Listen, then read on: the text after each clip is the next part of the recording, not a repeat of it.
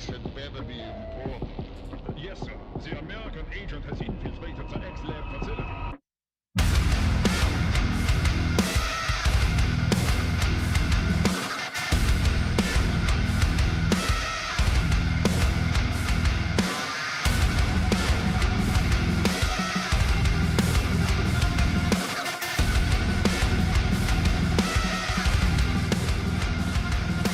Welcome back, everybody, to the Funker 530 Combat Footage Review Show place. My name's Ronnie, and I'll be your host once again. Tap the like button, drop a comment in the chat. We're back. Happy Friday to you. Here we go. What's up?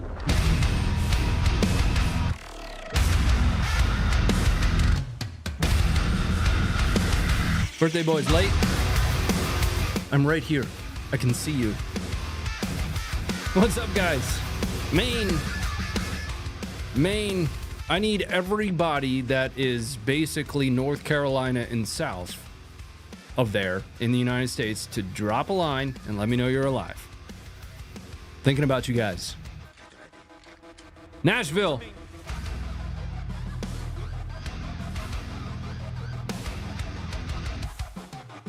Fort Bragg. Finland. What's up? Germany. Holy crap. Now it's moving. Israel. North Carolina, yes. Iowa, Scotland, Jacksonville. What's going on in Florida? Well, I know what's going on in Florida. NorCal, Germany, Texas. What's going on? What's up, guys? The UK? Hey. All right, let's kind of get rolling on things tonight. We'll jump right in because there's a lot to talk about. There always is. You know, I feel like I don't know how to start streams. I don't know how to start streams, and I don't know how to end them. I typically start off by just saying hello and letting you know that there's a lot to talk about because there always is. And who knows if I'm going to talk about the things that you want me to. Don't care anyway. I'm going to talk about what I have set aside for us to cover tonight. And it's going to be a pretty wide list of things. Now, I'll talk about how I got derailed. I was prepared to talk about one thing and then another thing happened and then I totally got derailed by that. But first, I need to say thank you very much to our sponsor tonight, which is going to be SiteMark. We talked about SiteMark about 2 weeks ago. They have a line. I've had SiteMark optics for a long time. I've been doing gun stuff now online since like 2013. Most of you don't know that, but I had my first gun channel back in like 2013. I uploaded a review of a Taurus PT-809. It's the first gun review I ever did.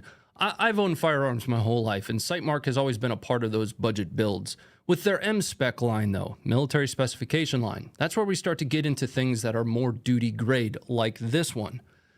This is one of their M-Specs, specifically the M-Spec Ultra Shot. In boxes behind me, I have two versions of their Mini Shot M-Spec. That means that it's going to start to get, again, down the path towards something that is more duty grade. It's going to be dust-proof. It's going to be waterproof. It's going to have a different material that the housing is made out of. SiteMark is actually now run by new management than it was previously. So make sure you guys are using the link that I have down below. I don't even think there's any trackers or anything in that link, so it's just a link directly to it. But thank you very much to SiteMark for providing people another option, especially if you're trying to ball on a budget with something that isn't going to fail you. Because again, like I talked about 2 weeks ago, I beat the crap out of this thing. You can still see the marks on it from me playing hacky sack with it and throwing my rifle downrange. And it still hit where I wanted it to. Is it going to be the same as other optics? That's entirely up to you. Go check it out at least. The M-Spec line specifically is what I'm speaking to. Let's talk about what we're going to cover tonight, though. First off, I appreciate everybody for being here and for dealing with what's going to end up being a little bit of a jumpy aroundy. That's a very technical term, stream tonight. In the process of setting up the stream, I specifically was on the Ukraine section. I had just started that. One of the biggest pieces of information to drop relative to Israel's battle with Hezbollah in the north kind of landed on everybody's laps. A major strike took place in Beirut. We're going to talk about that. We're going to dive into it a little bit. We won't spend more than 10 or 15 minutes on it. But what it did do, because of the research necessary, is kind of derail from a little bit of the Ukraine stuff. We still will have a Ukraine portion of the stream tonight, but it's going to be less geolocation based and a little bit more, here are some of the top videos that I thought were interesting, that provided context, etc. Now, we will have an Around the World segment. I think we're going to see Myanmar in there as well. We'll see some stuff from, I want to say, Mali and Wagner. And I think I also have some cartel stuff from Mexico set aside. Let's get started, though. I'm going to take you guys to the map because some stuff popped off. Here is where we're going to be starting this evening. That's Ukraine specifically, but we're going to move to this location here. These two buildings were absolutely leveled today. Now, there's running conversation and discussion that it's something like 6 apartment buildings, but the footage doesn't do that justice. As it stands, and as far as my opinion, as far as I'm concerned, 6 buildings weren't leveled. 2 were, though. But why? Let's take a look at the strikes and some of the footage that I was able to find for this. Now, we compiled this, at least at the time, into all the footage that we were able to find, essentially a supercut. Here are Israeli strikes on that location in Beirut.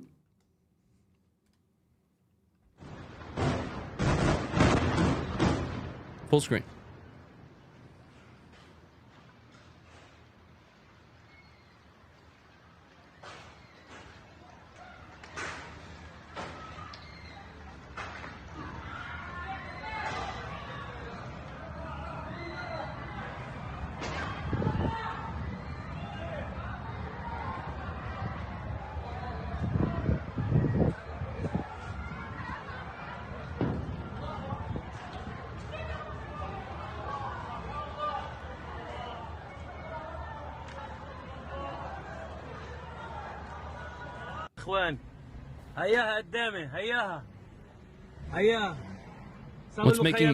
What's making that red dust? Displacement of dirt.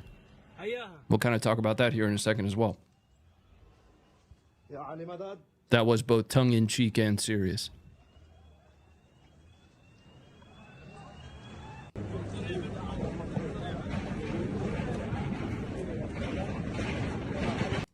So, what was there, what was once, is no more, but why? Let's take you back to the very beginning of this because I think a point needs to be stressed here. Whatever was there that Israel was striking at, they did not want to be there. Listen to the sound.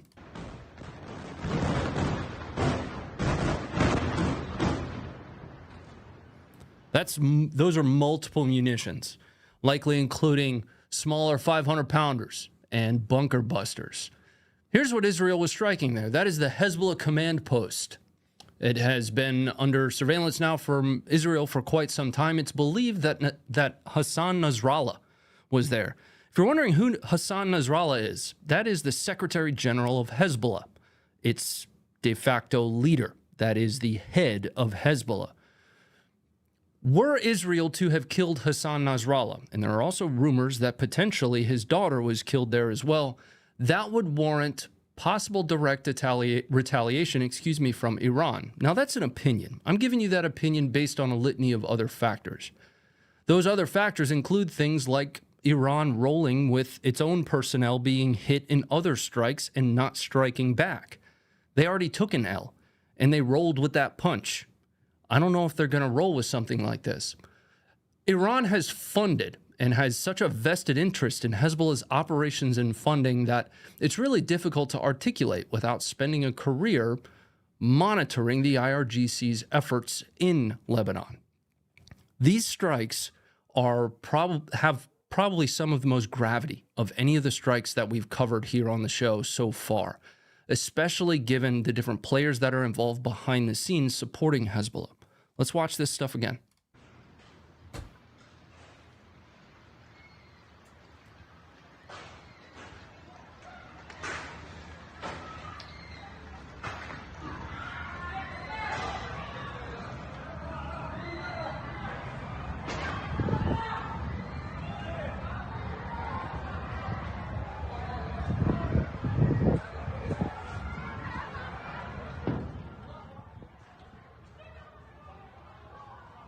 Now, there are a ton of other photos that have been released so far, and I want to kind of talk about some of those because there are a lot of people that, so far, it's not been confirmed, at least 100%, that Hassan Nasrallah has been killed. though some of the statements that are being made are increasing the likelihood of that as a possibility. So Netanyahu himself was in a press briefing in New York, supposedly when this strike package was prepared to be delivered. He immediately rushed out of that. There are photos now of him at a phone in a hotel, presumably giving the green light for these.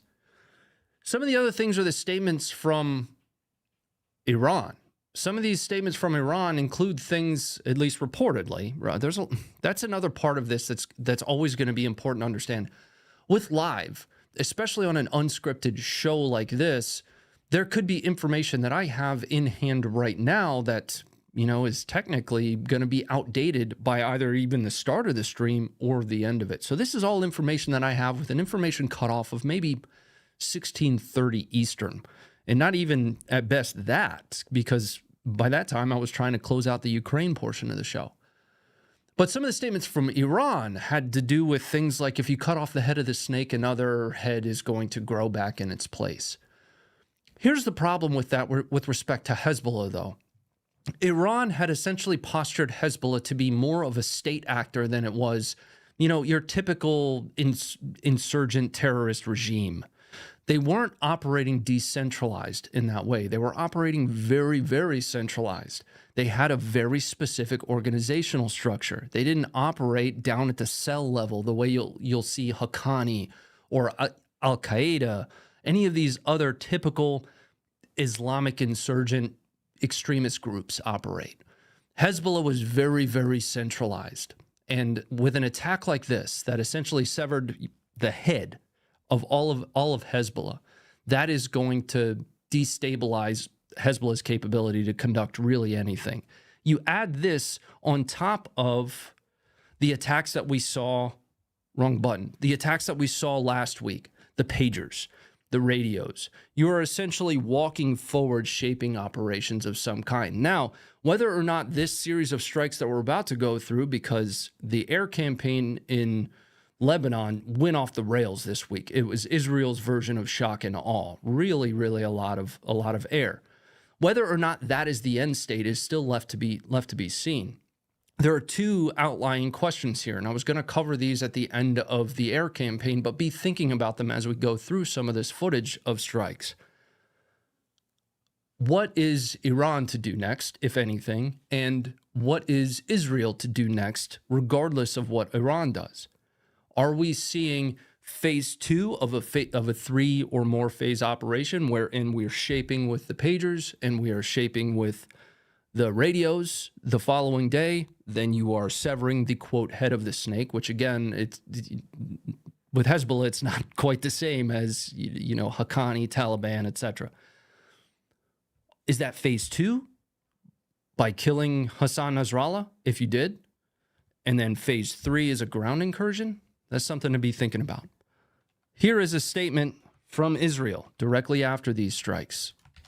We're still kind of waiting for something a little bit more official from Israel or even from somebody, if anybody's left within Hezbollah, because again, that was a command bunker. And it's presumed that a lot of his leadership was down there. It also should be presumed that a lot of Islamic Revolutionary Guard Corps personnel would have been down there as well. Just saying. The Israel Defense Forces carried out a precise strike on the central headquarters of the Hezbollah terror organization that served as the epicenter of Hezbollah's terror.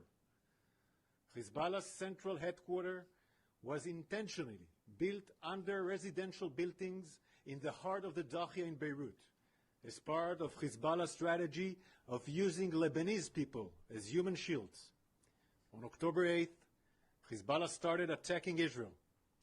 After almost a year of Hezbollah firing rockets, missiles... I've got to turn all the way up, guys. This is the best I can do. Civilians, after almost a year of Israel warning the world and telling them that Hezbollah must be stopped, Israel is doing what every sovereign state in the world would do if they had a terror organization that seeks their destruction on their border, taking the necessary action to protect our people so that Israeli families can leave their homes safely and securely. Okay, let's chat about something, one more piece to this, right? Because I think it's important to talk about ahead of time. I'm going to hit this narrative again here in a second. Something that was released just prior to the stream starting is leaflets, effectively, that were, at least presumed leaflets, that were dropped by Israel in 3 additional locations in the same general neighborhood that this strike was conducted. And those leaflets effectively said, get at least 500 meters away from the following buildings. Like move. Now, do not stand there. Israel is doing, at least with those coming strikes, if they're not already happening, what they can to limit or mitigate civilian casualties. With a strike like this, though, I don't know that you would have been able to do that without tipping off Nasrallah and the rest of his leadership team. And there is an extremely high likelihood that there were quite a few civilian casualties that went along with this strike. Let's move on to some of these other strikes that I have. Because, again, this week was already a massive air campaign from Israel.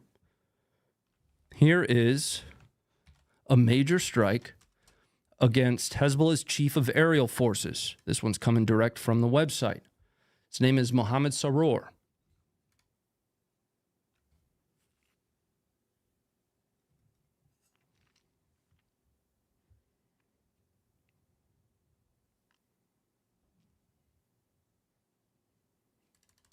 Now, the density of strikes, I had to really just throw a dart at a dartboard to pick which strikes to cover here. But this is a good example of that. This is just going to be from Thursday. On Thursday alone, Israel hit over 220 Hezbollah rocket launch positions. Just Thursday alone. That doesn't even account for exactly how many rockets were going to be in each one of those locations.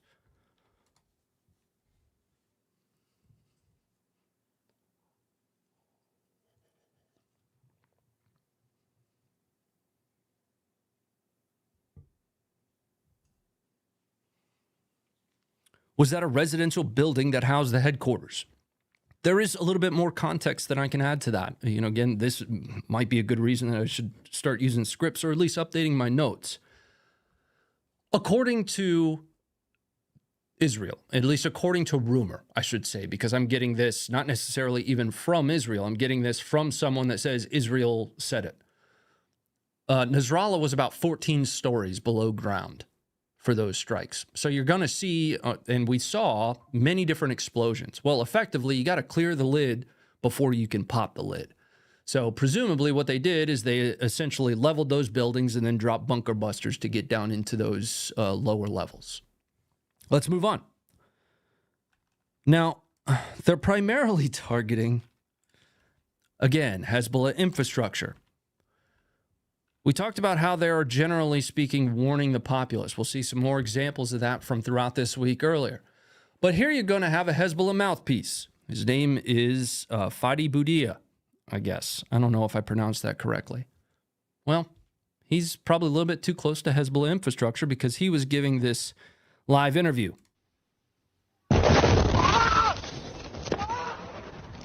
This guy's a well-known mouthpiece for Hezbollah. Always essentially reporting, Hezbollah positivity, all kinds of nonsense like that. So during his live presentation here, he was rudely interrupted.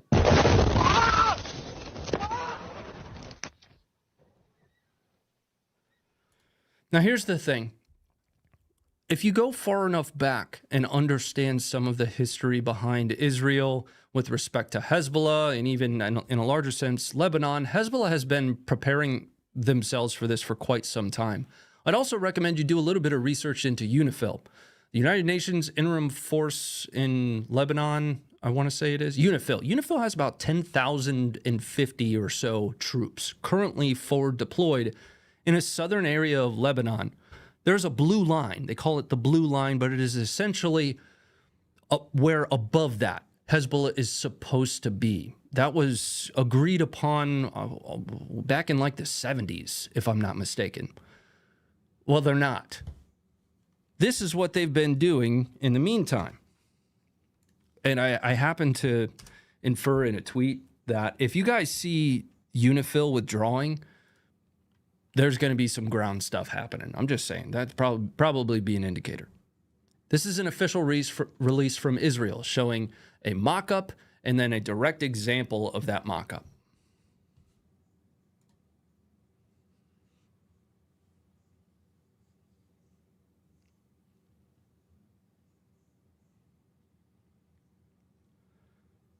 So what they're showing you is that Hezbollah has essentially taken this civilian infrastructure, turned it into military targets by hiding what is in this instance a Russian DR-3 cruise missile.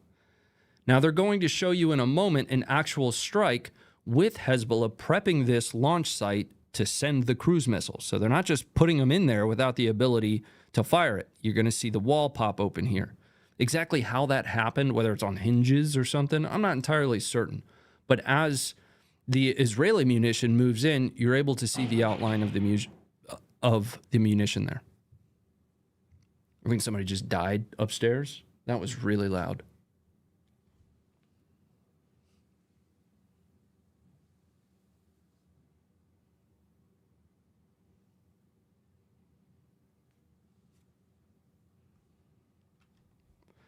Now, sometimes, again, that can be a little bit close to home for you. We're going to take you to a geolocatable strike here. We're going here. To this location. Where, once again, Hezbollah has effectively set up military infrastructure in near residential areas. So this person pulled their phone out after watching a couple Israeli strikes.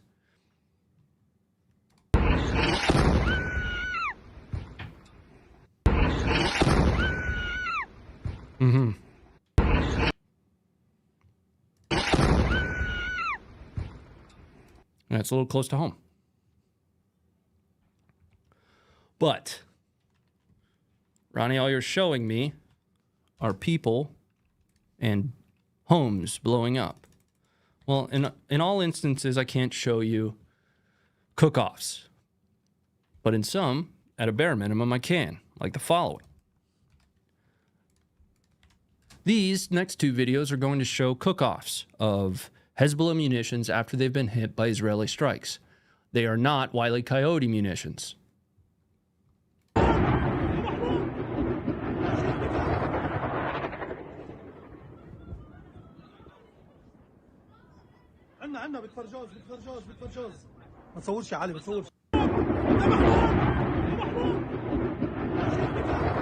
That one got all spinny. Here's another one.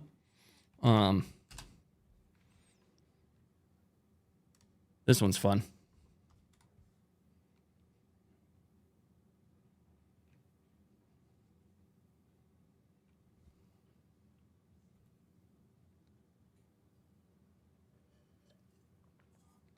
Somebody said Acme DIY rocket kit, and I think that's funny.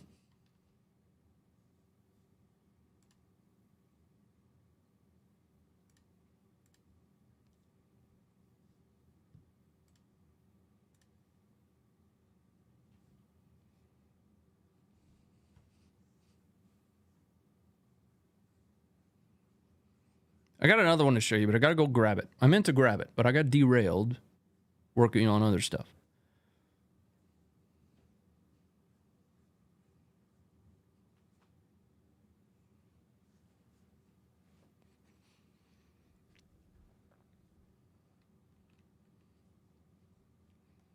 All right, coming back up. Chat amongst yourselves while I go and grab this last one. It's worth it. Trust me. Stand by one. We'll just do this together. Here we go. Go to this week.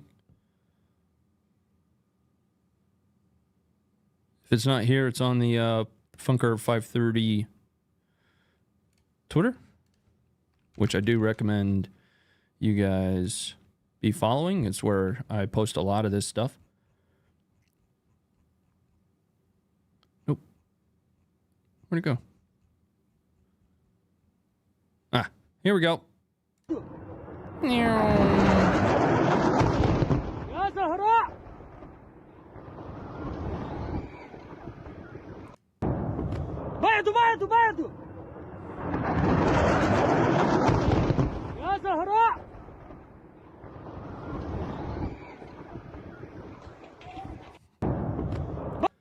All right, let's come back up. Because Hezbollah is also firing back. At least they were at this time, at this point in time.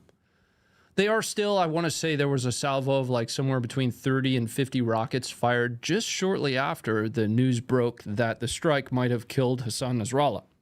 But,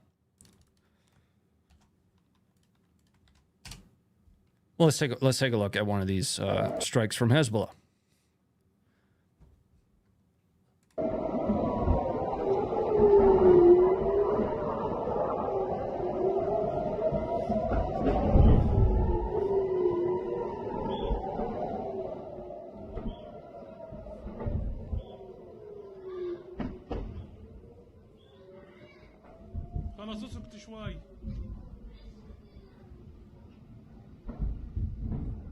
Missed it by that much.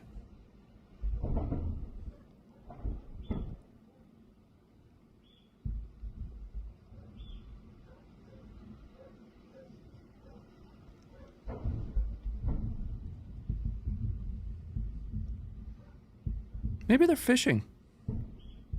I saw some rednecks do this with shotguns and such. Maybe it's like maybe they're like living in the future. And that's the way you fish. Ronnie, they're just defending themselves. All right, man. They're defending themselves by sending rockets that really can't be aimed in just a general direction that way. That's what Hezbollah is doing.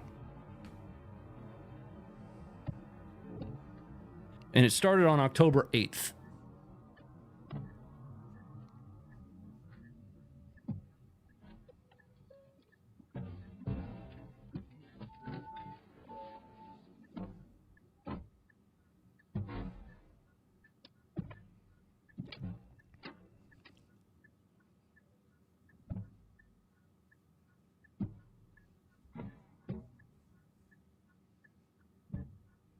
Well, I should say the latest salvo started October 8th. Note the date, September 24th, 2024 at 7:45 in the morning. 7:45 in the morning, this dude was just was driving to work, and suddenly a Hezbollah rocket, drops into the middle of the highway. It's a very defensive posture, for sure. Some of them, though, like the strike that landed at this location that we're going to review next. Here, do land. And they do land in residential areas.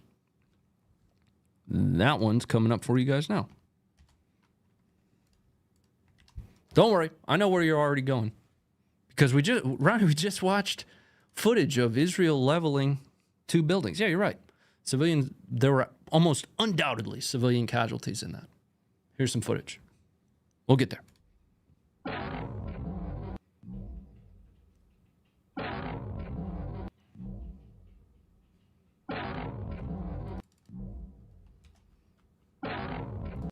You also have these that landed on a mountainside. Or something. I don't know.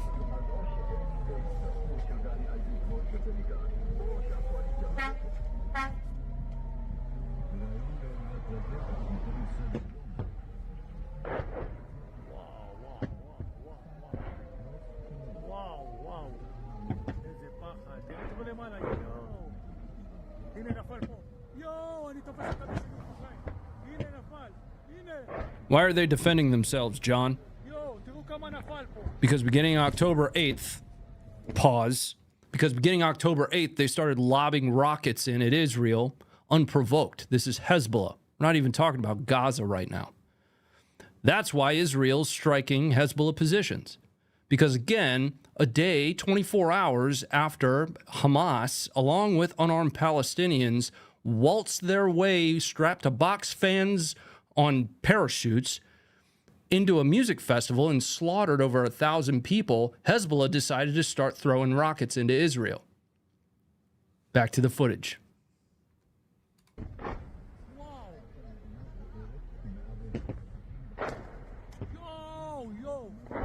בשידור חי, לא יאמן! לא יאמן! לא יאמן! יואו! תראו, אנשים עצרו בצד. תראה כמה נפילות כאן. יואו! תראו, שידור חי. יואו!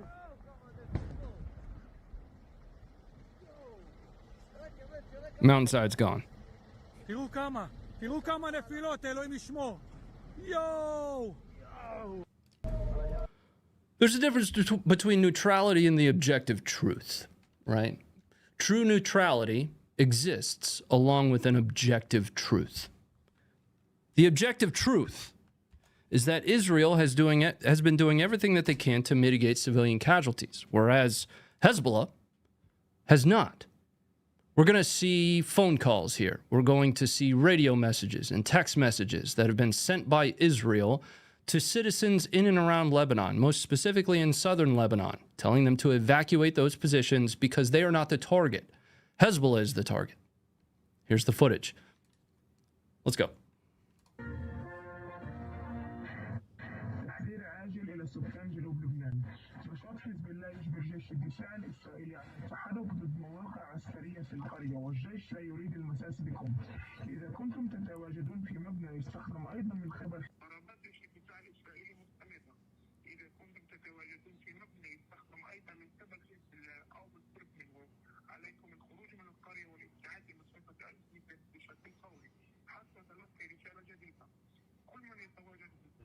I don't know who this guy is, but I'm pretty sure this is the dude, and it's linked on the video description. I'm pretty sure this is the guy that translated that, so we appreciate this person. I just don't know who it is. That being said, they are leaving. Here is footage of citizens, civilians in Lebanon that understand that Hezbollah has been setting up infrastructure in and around their residential areas and has fired rockets into Israel, and now Israel is striking those positions back, which again are in residential areas. So these civilians are traveling north along the coast. The coast is to their left.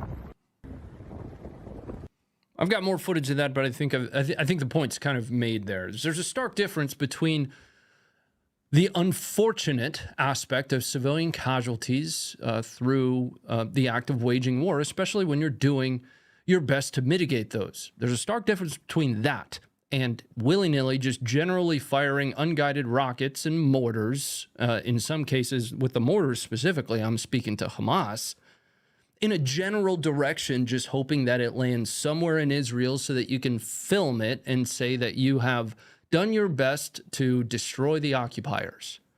There is a stark difference between the two. I have absolutely zero emotional or financial ties to Israel or Lebanon. There is an objective truth, though, and that objective truth is that Israel, at this point in time, specific to Hezbollah, is defending themselves from operations that began on October 8th, a day after the Al-Aqsa flood, if that's what you want to call it. Let's move on. I need to pause for a second and check in on the support, and thank you guys very much for it. John, thank you for the $5. Just so everyone knows, that was another John. That was not John Maxwell. John Maxwell sent in $5 on a free stream, and you did not have to do that, sir. It is a free stream, and we thank you for being here. You also sent in $5 before that, so thank you. The Pickle, thank you for the $10. Happy birthday to you. Everybody say happy birthday to the Pickle. I'm sorry, I'm a child. Thank you for the $10, Mr. Pickle. Thanks for all you and the team do. Love the birthday present. We thank you for being here. Thanks very much for the $10, sir. James, thank you very much for the $5. Got laid off this week. Need to pick me up. Well, thank you for the $5, sir. You should have kept that. You know, that you could have just put that back in your pocket, grabbed yourself a beer on us. Thanks very much for the $5, though, sir. And thanks for being here. And Normal, thank you for the $1.62. Riley, thank you for the $2. And KI, thank you for the $5. Happy birthday, Ryan. It's not my birthday. It's the Pickle's birthday. So say happy birthday to the Pickle. we're going to move into our Around the World segment, because that's everything that I had that I wanted to present to you from Israel. The closing thought that I have here is Israel is treating, and they should, the operations taking place in Lebanon as an entirely separate phase. Gallant, last week, and we talked about this last week, very specifically stated that the next phase of their operation, essentially, which they themselves considered to be defensive, and I would agree with that, is taking place in the north. What's left to be seen, though, is whether or not we're seeing the first two phases that are shaping for a ground assault of some kind. I have talked about a ground assault being probably necessary. If Hezbollah was going to continue to occupy combat power from Israel in the north, they were going to eventually have to quell that in some way. The latest air campaign, I would consider to be Israel's version of shock and awe. To me, feels very much like either a finisher, because it is so robust and dense, or extremely heavy shaping. Let's move into the Around the World. We've got a boat boom here. Ronnie, what's a boat boom? I'm going to show you. I got you. Stand by.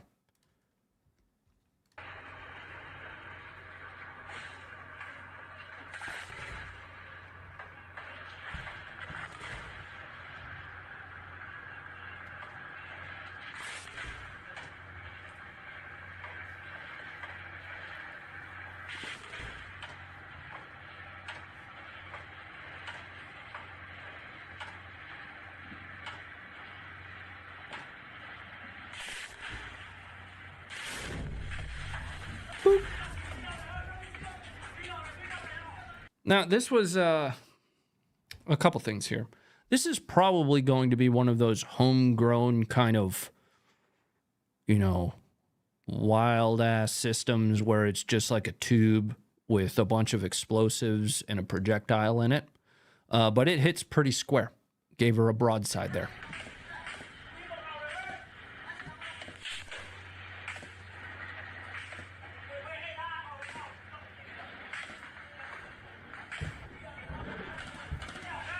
Give her a broadside. How long has that civil war been going on now? Well,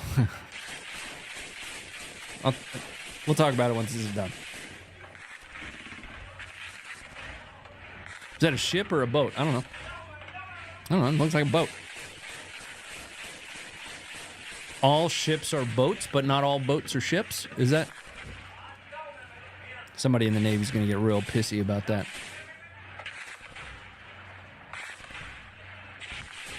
Based on the way it took that round, I would say it's a tank.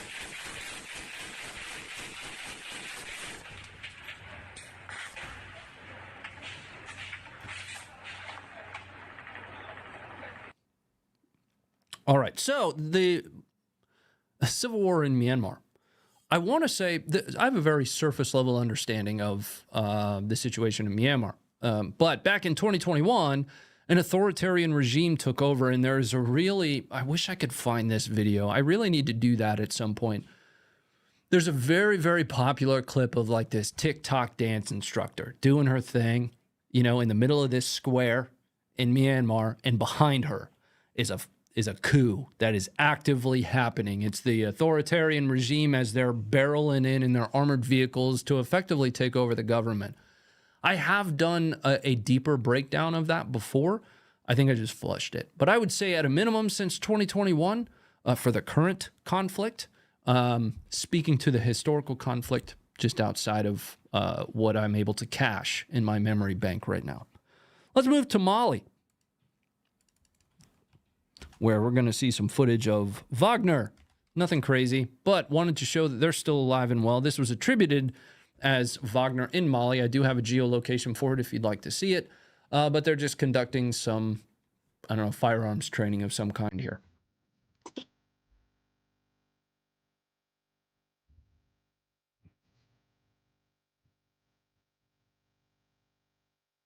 I'm going to not play that music.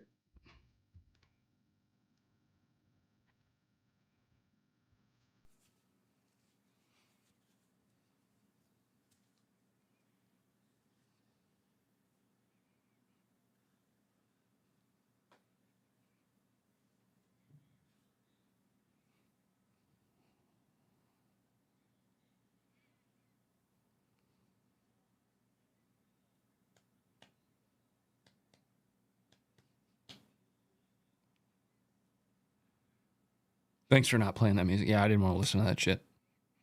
Oh, beep. I wish I still had my beeper. I used to be able to censor myself.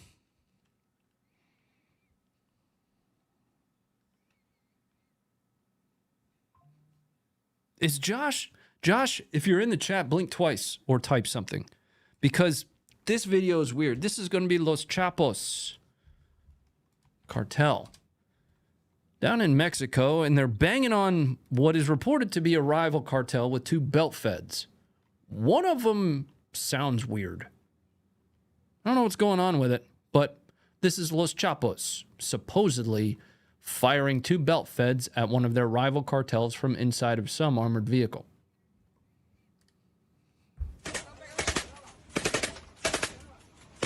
This one sounds weird.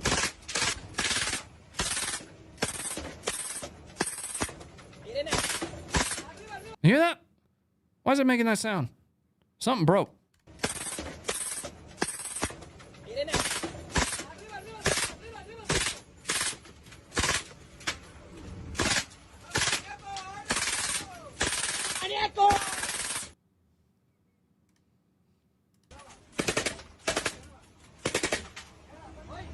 I'm wondering, and I was trying to, like, pause this at the right time or something. This is the best way to look at it, and I guess that looks about like 5.56. I was wondering, actually, if this is one of those, like, 22 long rifle belt feds. You know, because it doesn't sound good. That's not what that's supposed to sound like.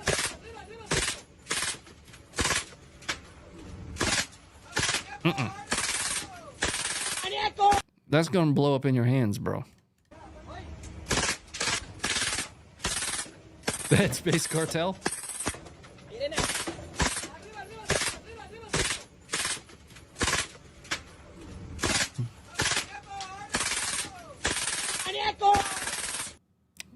All right, let's bring it back up. That's going to do it for our Around the World segment. We'll be jumping into the Ukraine section of the show tonight. We might end up finishing a little bit early. Pontus, thank you very much for the 489. Happy chili pepper? Is that what that says? Happy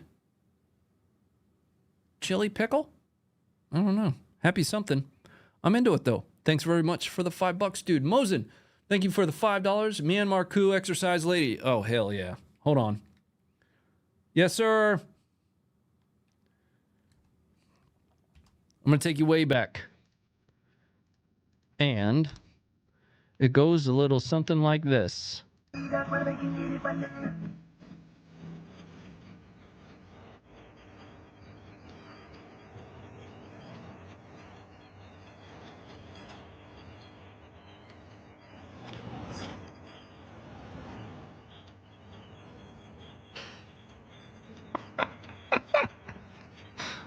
That's a coup happening behind her.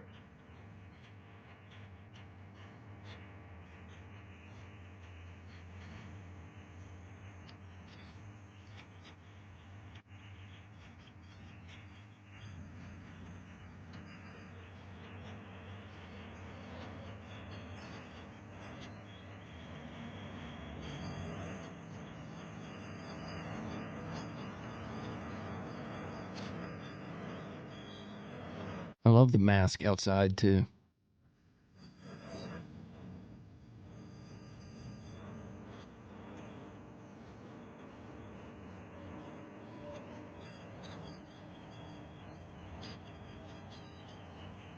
She's going forever. Legend has it she's still doing that to this day.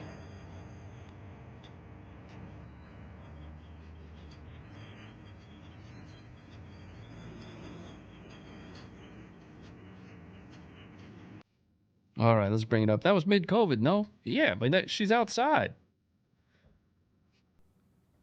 Let's move on. Let's move on. We're jumping into Ukraine footage. So, Benedict, thank you for... Oh, wow, sir. Thank you for the $100. That's so many dollars. Thank you for all the hard work you do. Really enjoy your curated content, no matter how gruesome it is. Thank you. Well, thank you for being here. And, you know, I mentioned a couple times that is wholly unnecessary, but thank you. That is pretty awesome. I don't have better words for that. I don't know. Thanks for that. Let's move to the Ukraine section, though. We've got another ammo dump that went up in flames. 2, actually, that we're going to talk about. The very first here, I want to say this is Tikhoretsk. It sure is. Coming up now. Даша, смотри. На дорогу, Даша. Смотри на дорогу. Да я вижу дорогу. Смотри на дорогу. Нормально все у нас? Да, здорово, все. Газуй. Уезжай. Окна целые у нас? Да. Уезжай. Это уже снаряды. Это сейчас все пойдет. Now, I do have a geolocation for this one, but I'm gonna have to go and pull it from my other notes. Because this is effectively southern Russia.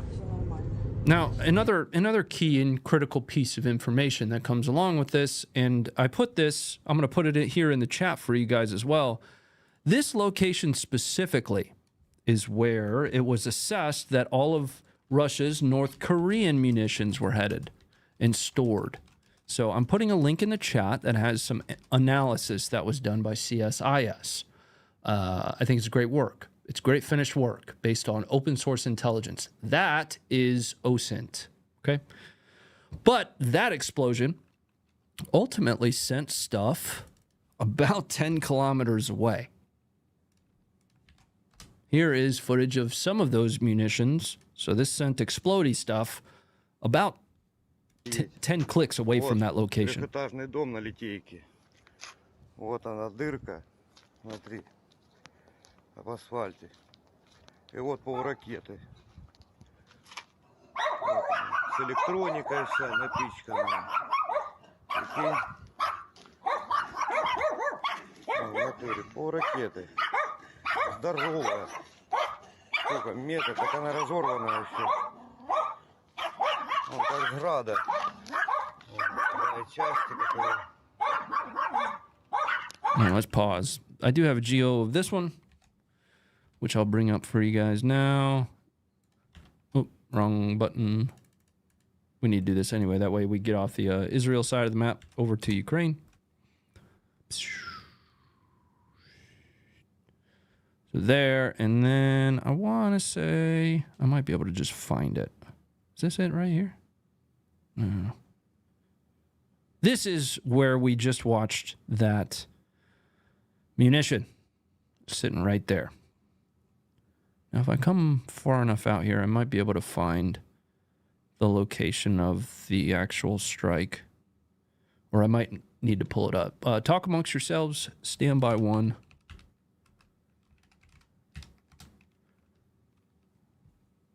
I'm gonna grab it.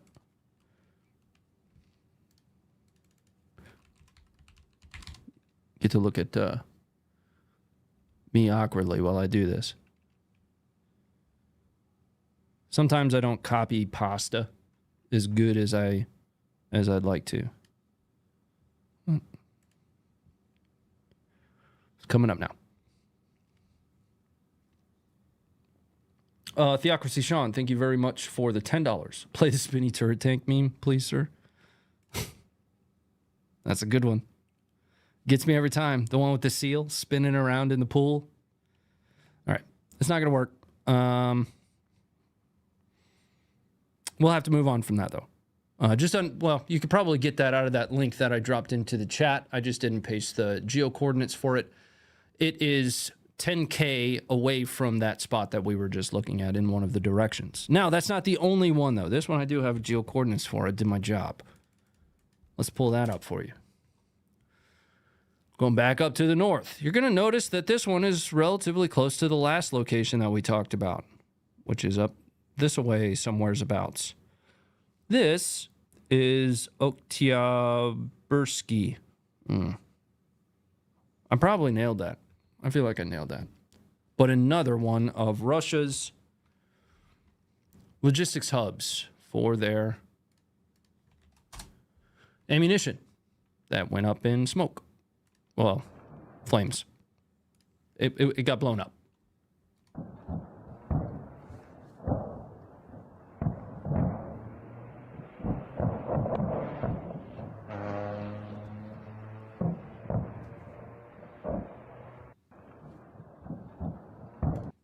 And I think I have some more footage of that. Stand by one here. Yep, sure do.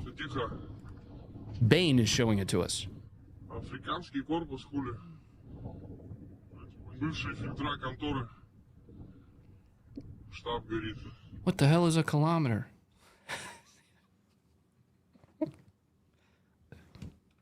I don't know what the conversion is of a kilometer to a mile either. I know that 1 mile is 1,609 meters.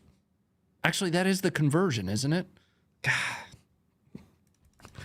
Some days I'm surprised that I make it through the whole day. So 1.6K. Let's move to Vuhledar. Vuhledar is an area that we've talked about in the past, but it is essentially turning into a bastion for Ukraine. The next 3 videos that we're going to see here are going to be very, very heavy Russian strikes in Vuhledar, starting with what I believe would be Grad.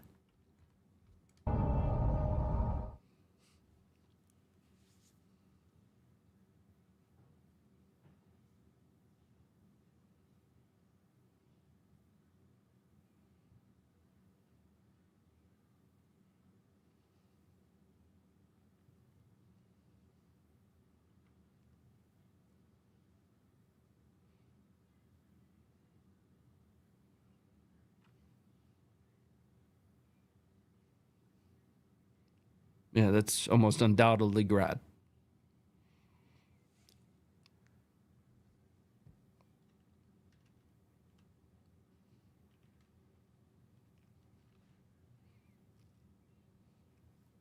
Let's come back up. But we also have the return of the murder sparkles. The 9M22S, Grad delivered, magnesium-based murder sparkles. This is also over Vuhledar.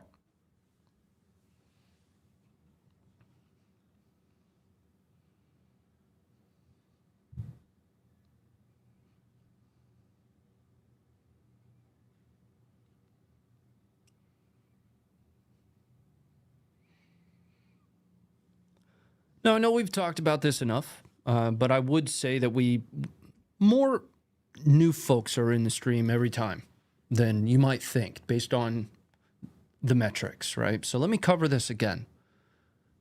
Vuhledar has been devoid of its civilian population for quite a while. So when you look at this at its face value from a military target perspective, the majority of that town, village, city is occupied primarily and very likely entirely by the Ukrainian military. The use of incendiaries is not banned whatsoever when used against military targets. You can flamethrower the absolute shit out of somebody. The reason we don't use the flamethrower anymore is because we have better munitions. What the Convention on Certain Conventional Weapons does, though, and we've talked about this a lot, it regulates and limits their usage on civilian objects in civilian areas. As soon as you take that civilian object or civilian area and turn that into a military target, though, the use of the incendiary, whether it's air-based or it's ground-based, doesn't matter. Incendiaries themselves are not banned. We've got a whole specific video that I did on that, a little bit more with respect to those Dragon drones that we've talked about, which we're going to see being on the receiving end of that here in a little bit. But I think the information is still applicable. You can find that in our list of videos here on YouTube. Let's move on. We are going to see footage from Hassan. This is an interesting clip. Jet ski date night, I guess. I don't know. Gets targeted by an FPV drone. Hans gets a Flammenwerfer.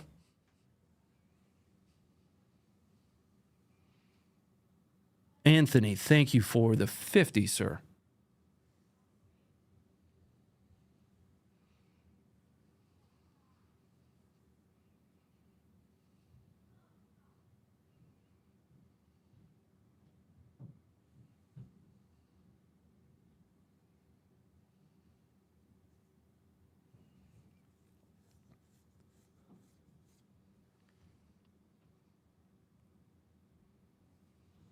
All right, let's come back up.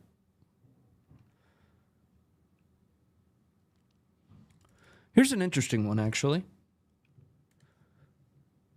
So this is a new platform. One that we haven't spoken about or heard of before. I shouldn't say heard of. One that we haven't spoken about here before, nor heard a lot of information about from Ukraine. But this is going to be from Rheinmetall. I like saying the word Rheinmetall. I just think the word sounds cool. Rheinmetall. It's the Skynext.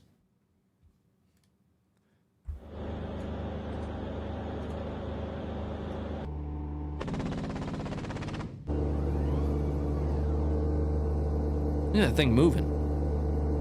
I wish they wouldn't have named it the Skynext though. They should have not named it that. That's all I'm saying. Let's go back.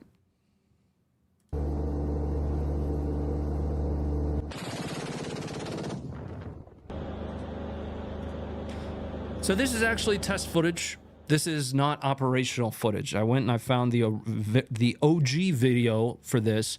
It is Ukrainians operating it, but they are operating it in a test environment. But it is a system that they do have, that they do intend to employ. So from a use case perspective, what you'd be looking at here is something that can effectively be placed near critical objects to defend from smaller, less expensive drones, right, or aerial threats, rather than using things like a Patriot to shoot down a Shahed, if you will. This is a 35 millimeter system, so it's just going to burst its way through, you know, those lesser threats that you don't want to burn up, S-300s, S-400s, even Avengers or anything along those lines. Let's move on. John, thank you for the $5. I heard the Jaws theme play when that drone ate that jet ski. Oh, geez. Thanks for the $5, John. Theocracy Sean, thank you again for the 10. And Anthony, thank you for the 50, sir. Thank you very much. Here is a very novel use of drones from Russia that I thought was super interesting. So we're continuing to see drones kind of do the work of other jobs. The one that I've talked about the most is probably like forward observer. Maybe a scout even, long-range surveillance, even a sniper from a certain perspective where you're taking a $500 drone rather than a human system, because from a military perspective, the human is just a system, right? It's callous to say, but it is. You invest time, energy, and money into training that human system to perform a function. You take a drone, which is $500, and you strap an actuator to it with a munition, and it can now do those same things with a human operator. Well, now the same thing with EOD. These are Russians using a piece of metal strapped to a rope on the bottom of a drone to clear mines.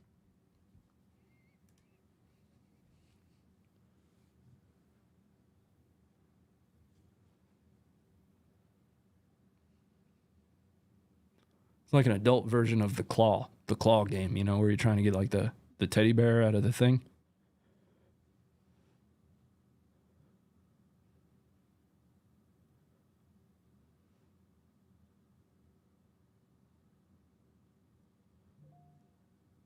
Got it. All right.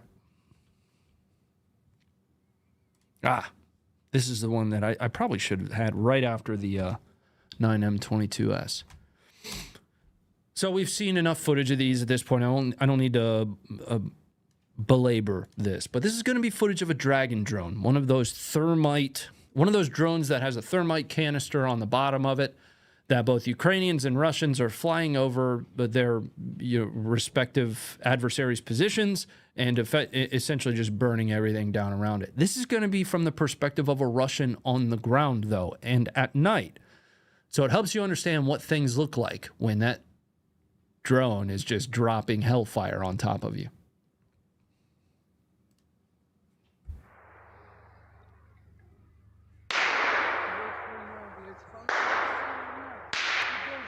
Just shoot it down.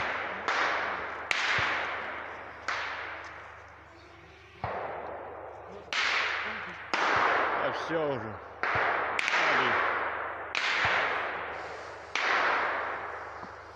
Хуярь его.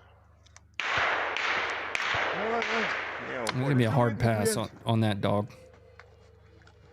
Yeah, I'm gonna pass, guys. I don't want anything to do with that. Nope. Toss a coin to your streamer. Thanks very much for the $2 there. Really disappointed in that series, by the way. It was great, and then it wasn't, you know. Yeah. Love the games, though. Yeah, I like video games. I still play video games. I still work out. I shoot. I have family. It's okay to play games, guys. I know there's a bunch of like streamers and personalities out there telling you that you shouldn't be doing that. Do what you want to do, right? Balance it. Gaming is all about balance. Life is about balance. But anyway, thank you for the $2, sir. I appreciate it. This is some pretty cool footage here. This is going to show a Russian Ka-52, the alligator, along with another.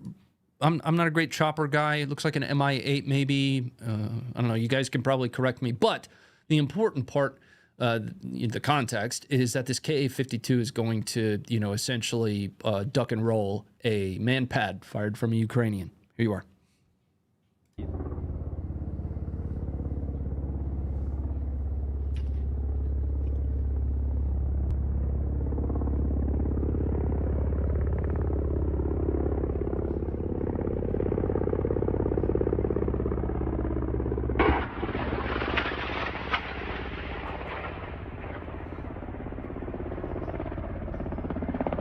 Slip, roll, backhand.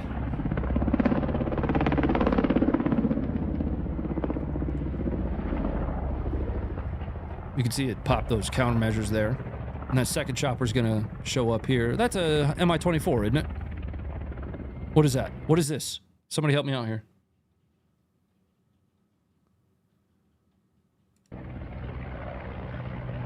I know the first one was a Ka-52. Mi-8, Mi-17, Mi-18, Mi-8, Mi-8, more Mi-8s than anything else, as was my initial. But if you blink, you'll miss the streak of the man-portable air defense system, man-pad.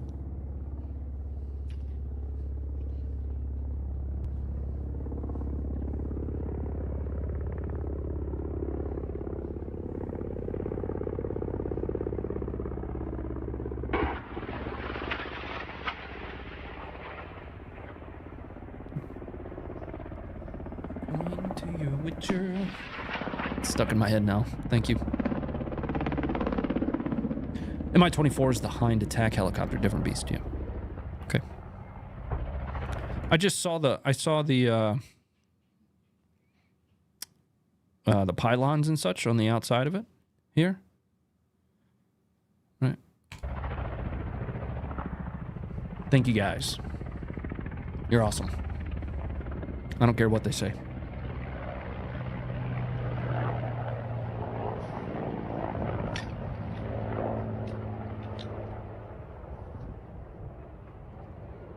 Thing dove hard. Yeah, it unasked that area pretty quickly after that. Russia has lost a lot of Ka-52s on footage. Like that is an objective truth. We talked about objective truth earlier. That is an objective truth. There's a lot of footage of Ka-52s going down, especially in the opening acts of the war. Russia hasn't used the Ka-52 in a lot of direct attacks since. Because not since Hostomel, I think we covered one video, at least on video, one video since. But at least since the attack on Hostomel, we haven't seen a whole lot of direct attack footage for Ka-52s. There's a good reason for that. Neither has Ukraine been able to because the airspace remains contested. This is evidence of that. You can contest airspace without having your own air in that space, by the way, right? So as long as you have anti-air, it is contested airspace. You can still own the airspace by not having air flying in it. We've got an interesting video here that I thought was pretty cool.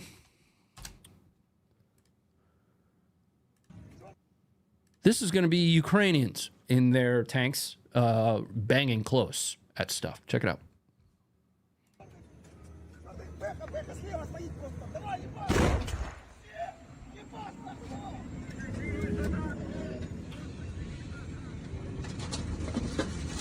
Леха, стой! Бэха! Бэха левей! Бэха левей! Бэха левей! Вот да, ебать!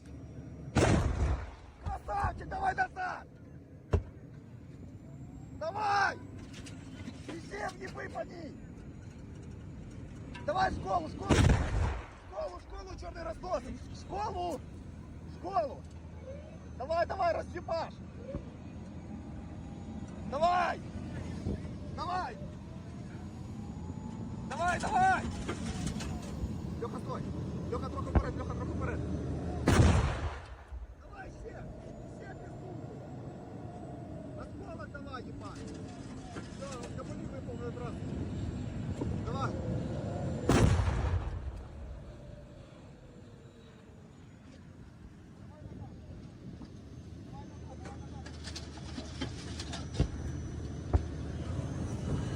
Черный, ебаш, ебаш, давай! Раздой ставку! All right, let's bring it back up. And speaking of tanks, I've got footage of some tanking of 2 anti-tank guided munitions by a Bradley. It tanks these munitions. So if it's able to tank things like 2 anti-tank guided munitions, probably Cornets. I'm just saying. I'm just saying, guys.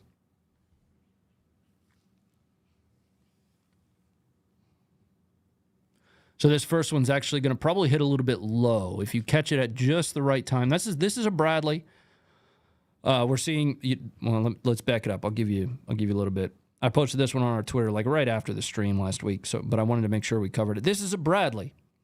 This is the ATGM.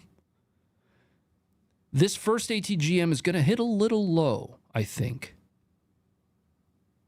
Yeah, you see it veer low right there. Right at the last second. So it's impacting down near the track. But the Bradley takes it. It's going to keep on keeping on. Now this next one's going to hit square. This is the same Bradley. That one hits square. What you're going to see here are 3 dismounts. Get out of it. So 1, 2. I don't know what that munition was. And 3. So we have 3 dismounts here. Oh, no, there. 1, 2, and 3 on the far right. That accounts for all 3 of the crew members. You have your driver, your gunner, and your commander. Now, at one time, and somebody correct me on this if I'm wrong or if I'm mistaken, Ukraine was actually employing Bradleys with only 2 crew members. The commander effectively was free gunning it. He was just operating the gun himself. And I believe the very popular oft-cited footage of the Bradley getting, generally speaking, lucky against the T-90 was a 2-man crew, if I'm not mistaken. Yeah. So that one's an interesting one. Now, here's another element to this. It looks like this Bradley is also equipped with BRAT, the Bradley Reactive Armor Tiles. So that is a passive protection system, so explosive reactive armor, that is, essentially strapped down the sides of it to explode when it gets hit by something. There is a likelihood that the reason that this Bradley survived that is because of BRAT. Play, shithead. Oh, there we go. That's BRAT, dude. Yeah.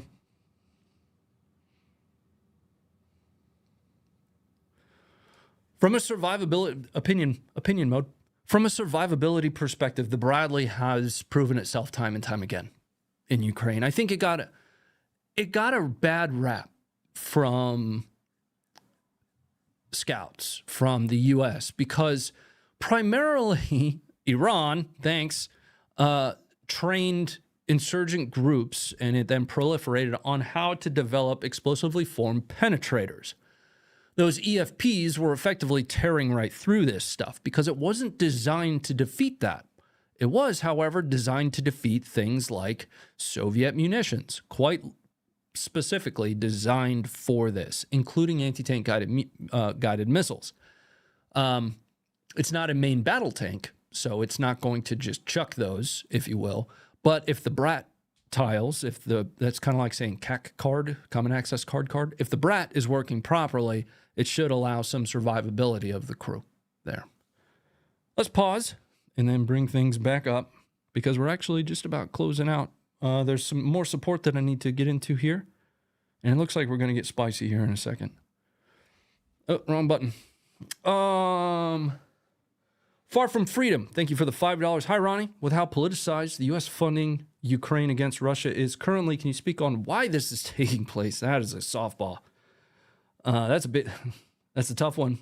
But yeah, I'll try. And the big picture. Oof. What do you mean by big picture? I'll put this in the frame that I look at it, right? I am a former propagandist. For a good, heavy portion of my career, I did information operations. It's what I was trained to do. I spent about 1.5 years in the pipeline to train to do that. Then I spent a deployment doing it, and then I trained teams afterwards to replace me, 2 cycles afterwards specifically. So that would have encompassed, I want to say, late 2014 to about 2018 to 2019. We studied Russia because Russia is very, very good at what they do from an information warfare perspective. Information operations is a little bit more of an umbrella term because information operations can include things like kinetic action. You know, nothing changes your mental state more than seeing a 3,000 kilogram bomb go off 10 meters from you. 100 meters from you, maybe 1,000, because 3,000 kilograms at 10 meters is going to kill you. Definitely change your mental state. I think you understand my point, though. So in information operations, we can take those things and we can absolutely change the cognitive space by doing really anything. You know, leaflet drops, for example. We leverage our PSYOP counterparts or kinetic strikes. I rolled HIMARS out onto an airfield in a CONOP one time because essentially that's going to have a cognitive effect to the dudes firing rockets at our airfields. They're going to see HIMARS and they're going to say, that thing can fire and hit me in the nose. The point of all that is we studied Russia very specifically, and it's long been a universal truth that Russia actively conducts information warfare against, generally speaking, the West. One of the biggest problems that I see is the propagation of Russian-aligned narratives. This is what actively happening. It's been proven and discussed across more sources than I'd be able to cite for you here. To say that it is not happening would do Russia a disservice. It doesn't make sense to say that because Russia, from a capability perspective, absolutely knows how valuable propaganda is. I don't use the word propaganda negatively either, right? In the U.S., we have this kind of rule that the U.S. doesn't do propaganda. Bullshit. Yeah, everybody does. All combat footage is ultimately propaganda. Right? But it goes beyond that. To say Russia is not placing messages into the environment that benefit them would do them a disservice. So when people are effectively pro-Russia, and I say, you know, what about Russian disinformation? They'll say, well, you know, it's not happening. Well, it has to be, because if you are not doing that, you're failing. Where Russia got a little bit behind in information warfare, though, is they took phones from their troops early on in Ukraine. There was footage of them yanking phones from each other. When it comes to the broader scale, though, they are absolutely doing it. And I'll give you another reason why it's logical to believe that. When I was doing this stuff, I would have killed for the dissemination mediums that Russia and the U.S. theoretically would have available to us today. Being able to essentially just publish a video to Telegram and know that hundreds of thousands of dorks on the internet like me are going to grab that and then propagate it out to the masses on my behalf without me ever having to align any effort into dissemination. That provides so much value. You can fill the environment with absolutely ridiculous off-the-wall things, which some people are still going to believe. But it's not those extreme pieces that are really going to propagate and make it to the water cooler, which is the end state. You want it to be a discussion at the water cooler between two humans, not necessarily just discussed in OSINT circles. Small pieces of that are going to be stood up elsewhere. That way, suddenly you see this American account on Twitter, or you see this seemingly just Americanized social media profile that is tugging on different heartstrings, pulling bits and pieces that might be based in truth to paint a picture for you. That kind of stuff is always going to be happening. What's challenging is being able to point at it and say that it isn't, or that it is propaganda, right? That's what is always going to be challenging, because the best propaganda is going to be rooted in truth. So that was a long-winded way of saying problem one. I think Russia has done a very effective job shaping the information space. Absolutely a very effective job. Number two, the United States has failed to be transparent enough about exactly what's being provided and exactly how much that impacts our readiness and our budget. Grand scheme, we've provided very, in a relative sense, little. From our perspective, from the us perspective, it's a lot. It's absolutely a lot of stuff.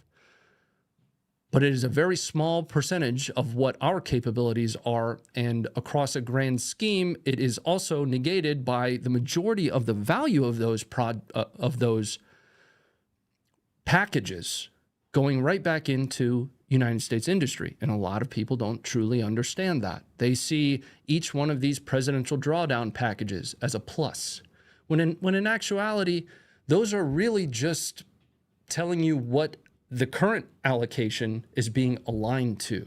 So when you see 5 different presidential drawdown packages that are $8 million or $8 billion bucks a piece, that's not an additional $8 billion. You're already mad about the $100 billion that was aligned, that was allocated. It is a part of that $100 billion. So I don't think enough people truly understand how that works either. When it comes to total capability, there's also the folks that'll say we're debasing ourselves for nothing here. We have barely provided anything. Seriously. On the one hand, you can't say that we have a robust military-industrial complex, and on the other, say that we've provided all of our stuff. Whether or not you think it's a good thing or a bad thing that we haven't provided that much stuff is entirely up to you. But we haven't. The Institute for this, the Kiel Institute is one of the only places that I have found that is actually doing really deep dive analytics on who's providing what. So I'm bringing this home. One of the things that they track is a transparency index. The United States isn't even in the top half of that. From a transparency perspective, the United States my country, does not do a great job in aligning different costs of certain things, right? They just published this thing that says $8 billion in value. That fuels the narratives that they're fighting against. Increased transparency of what we have versus what we've provided to the extent you can, because of national security problems. You can't tell them all, how many bullets you got in your back pocket. But to the extent possible, increasing the transparency of the things that are being provided and what's being done and how it works is only going to work in Ukraine's favor, right? Or in, the U.S. national security interest favor. So that's the two major things that I see there. I don't think that the United States is transparent enough about what's being provided and how, as well as with the funding. So there is some cash. And when I say cash, these are actually grants that there are well-defined milestones, and they're not managed by Biden, all right? They're managed by the State Department specifically. I have friends that are working that State Department desk, and they've shed a little bit of light on this. There are absolutely things being turned down, things that are being accepted and approved, but they're grants. It's not necessarily just cash. Like, it's not a check. There's no $200 billion check that's been written and handed to Ukraine. I know I'm getting a little long-winded on this, but I've been covering this stuff for the last 2.5 years. Again, I think Russia has done an excellent job in the information space, kind of shaping the environment, and I think the United States has failed with respect to transparency, and there's data to support that. The Transparency Index, tracked by the Kiel Institute, which also tracks each one of the individual items and how much, generally speaking, as best they can, it costs, right? How many MLRS, how many tanks, etc. I think there are a lot of people that haven't done an appropriate amount of research, right? They're taking headlines at their face values. And once they do a little bit of research, they might still disagree with it, right? especially given that many people think that domestic policy or domestic issues are mutually exclusive of foreign policy. You have to do both. You have to have a foreign presence, and you have to be pressing on a gas pedal for whatever your administration believes that is in the best interest of national security. You cannot not do foreign policy. That's not how it works. Our adversaries, because there will always be adversaries to the United States, are always working to surround the United States and the collective West, whether it be militarily, politically, or economically. It will always be happening. In order to mitigate that, you have to be strong on foreign policy, whether that is proxying support through an allied or aligned nation, or having a presence in X or Y nation. One way or another, I think there is a sentiment that we can effectively just internalize everything. And I don't necessarily believe that. I'm very hawkish on a lot of foreign policy, especially military. The only piece to that I kind of didn't mention, not purposefully, I'm not running off of a script here, I don't have it, just off the top, is not enough people understand that the vast majority of this stuff that's being provided is being backfilled with its newer kind of counterpart. A great example is ATACMS. ATACMS is now being backfilled, which is resulting in increased government contracts for our military-industrial complex, which I'm a fan of. I'm into it. Again, strong military, lots of R&Ds. I'm a big fan of that. It's being backfilled with the precision strike munition, right? So if somebody were to come to you 10 years ago and say, essentially, I would like to inject $100 billion into the modernization of our military capability, and at the same time, whittle away the capabilities of a known and stated, words matter, adversary. Do you agree? Most people would say yes. Well, that's effectively what's happening, right? Is you're opening and allowing the replacement of old munitions that are sitting on lots in most circumstances. Here is where, I've said this before, I will piss 100% of you off. There is a limit. Nobody knows what that limit is, though. There is and always will be a red line. Nobody knows what that red line is. There have been 100 red lines set. It is not forever. It cannot be forever. It has to be to an end state, to an end goal. Forever wars are not okay. They will continue to bankrupt the United States. The United States is already bankrupt. Again, though, we have to be strong on foreign policy. We have to be enabling people that hope to align with us against their adversaries that happen to be a shared adversary. I guess that's the foundational kind of piece to that. Otherwise, at the tail end of this, suddenly we're surrounded, again, either militarily, economically, or politically. That's a long, drawn-out way of kind of downloading everything that I've thought about. And I would have loved to have maybe scripted that or something. It's entirely off the cuff. I'm sure I said something that'll get clipped, and I'll be called a anti-American or something like that. I fly one flag, and you can see it folded in a triangle right behind me. Right, everything, all of my opinions are principle based. Right. Anyway, I've got one more video for you tonight. And thanks very much for being here. Thanks for listening to my very long-winded response to that question. But it's a very, very big question, and it's difficult to distill that into, 5 to 10 minutes. One more video for you. If you were asked to go to an event called Rednecks with Paychecks, I'm going to give you a heads up. It's going to go exactly the way you think it is. But before we watch that, though, I need to check in on the support. Jay Jov, thank you for the 554 rant, Ronnie rant. It's not really a rant. It's just my thoughts, man. And it has a basis. The basis itself is what is best for America. Again, there is an end state. It has to be to a goal. It's not just forever, as long as you need it. What exactly that is, I'm not knowledgeable or smart enough to know.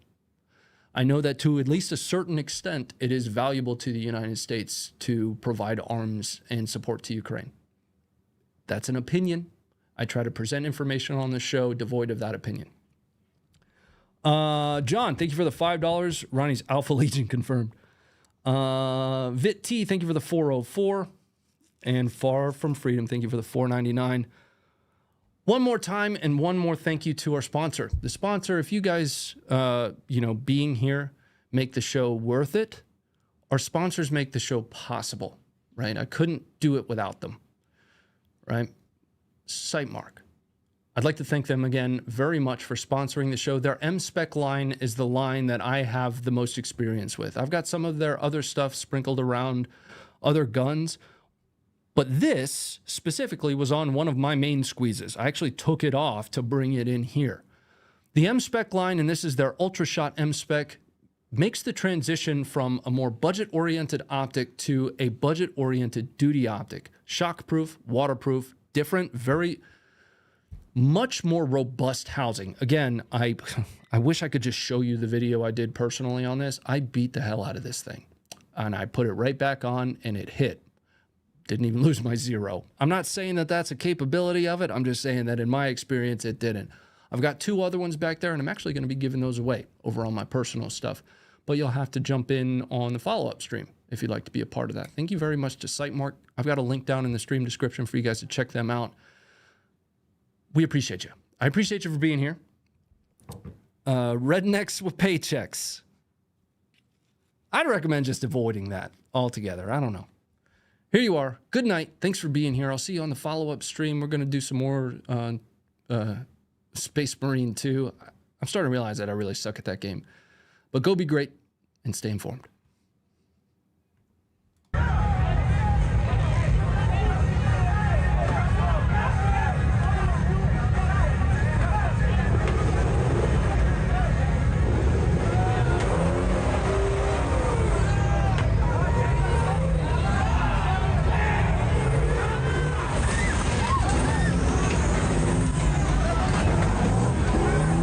Just avoid this. Just avoid this damn place. All right. I mean, it looks like a hoot, but I get. It's called rednecks with paychecks. I mean, it looks like my childhood is what it looks like. I don't know.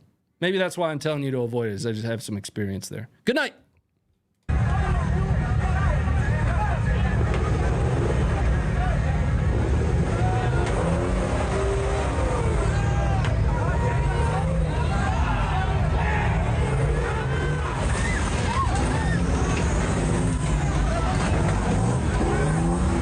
It's a nice truck, though. I'll give him that.